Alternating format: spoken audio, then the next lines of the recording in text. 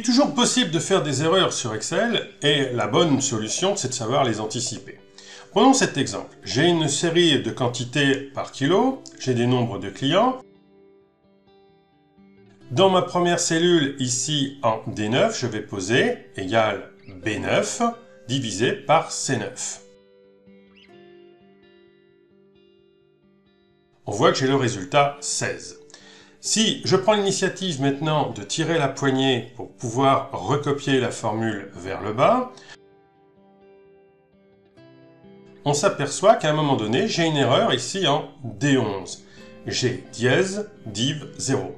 Ça veut dire tout simplement que je suis en train de faire une division par rien. Effectivement, la cellule C11 est vide. En mathématiques, ce n'est pas possible. Il est impossible de diviser un nombre par rien ou 0. Donc, il faut pouvoir anticiper cette situation. Donc, nous allons faire en sorte que si il y a effectivement une case qui est vide ou qui est à 0, nous ne devons pas faire apparaître le message d'erreur, mais plutôt un message d'alerte. Voyons comment on peut transformer donc cette opération avec la fonction si erreur. Allez, j'ai tout effacé, je recommence. Je vais écrire donc si erreur, en un seul mot, parenthèse, B9 divisé par C9. Donc je pose l'opération tout d'abord. Suivi du point virgule, pour pouvoir mettre le deuxième argument.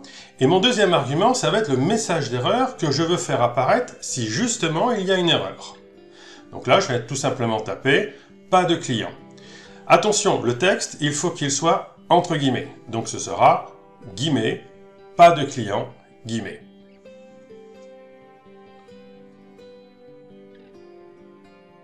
Puis je n'oublie pas de fermer la parenthèse de la fonction.